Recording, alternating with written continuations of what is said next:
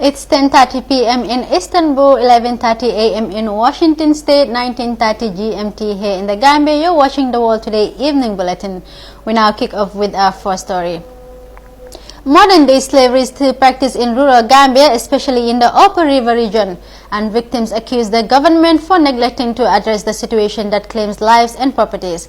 Gambana, an association formed since 2016, whose objective is to enhance unity and peaceful coexistence of all Gambians and non-Gambians alike, has ventured into sensitizing on traditional practices that affects the well-being and mutual coexistence. On Saturday, converged on a press conference at the Caribbean Beach Hotel. Sajo Sambo has more. An association formed since 2016 covering sub-Saharan Africa, whose objective is to enhance unity and peaceful coexistence of all Gambians and non-Gambians alike, sensitized on traditional practices that affects the well-being and mutual coexistence, on Saturday converged on a press conference at the Caribbean Beach Hotel.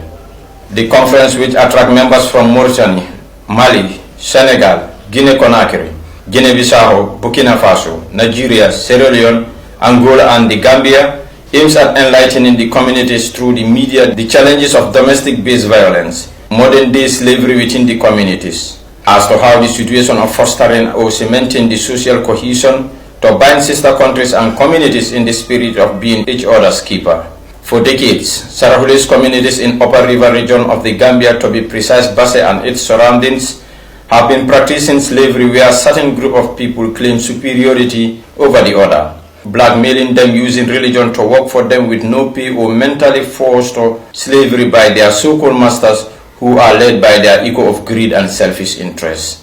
Reading out the press conference message, Vice President of the Association Bakari Tarawale said, the association tasks itself to enlighten the inhabitants of URR to stop the caste and other forms of discrimination.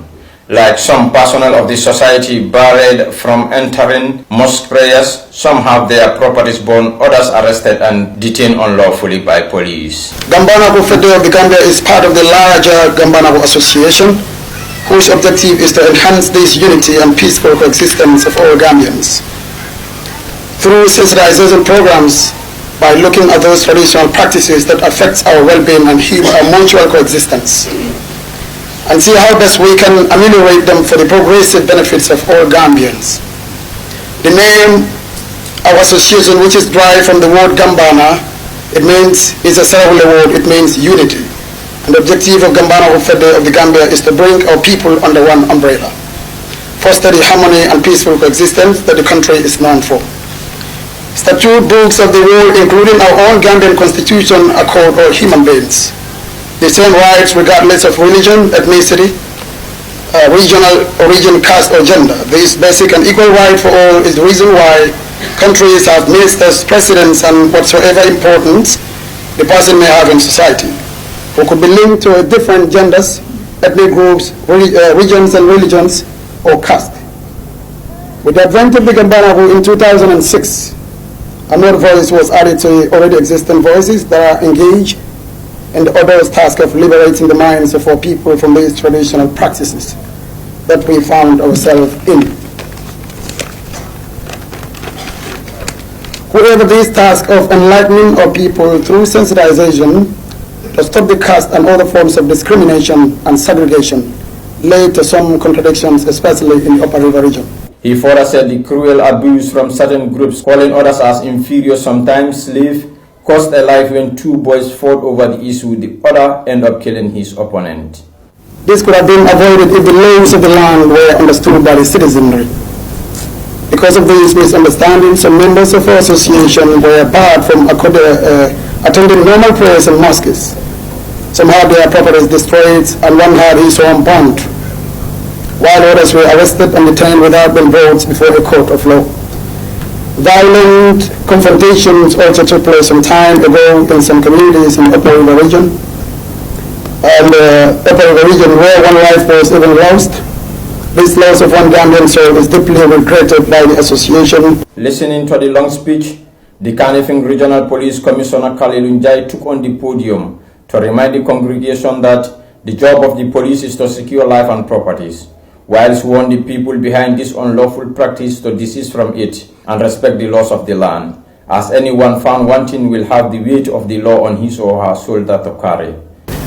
For a human being that is the person, whatever happens to him, we need to take actions.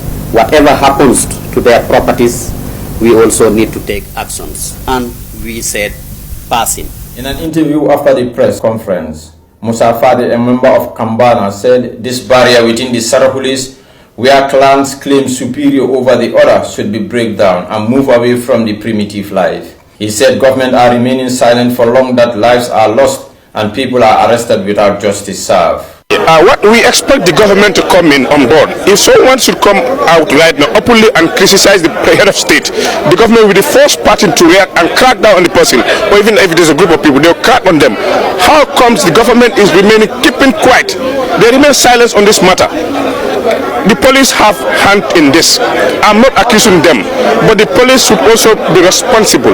Responsible in the sense that when issues happen, go to the right channel. Don't hear one side of the story and you believe one excerpt is the correct one. We have seen at instances where they will provoke these other people, but this other one will be the first to reach the police and they will give us something. Once they give us something, the police, they will rely on those people. In the Gambia, the 1970 Constitution Section 16 and the 1977 Constitution Section 20 both states, no person shall be held in slavery or servitude. No person shall be required to perform forced labor respectively. The Gambia is a signatory and a member of the United Nations Universal Declaration of Human and People's Rights. The Gambia has its people practicing slavery in broad daylight, and government authorities are silent and turn deaf and dumb ear to the alarming issue. For Africa TV News, Sajo Sambu.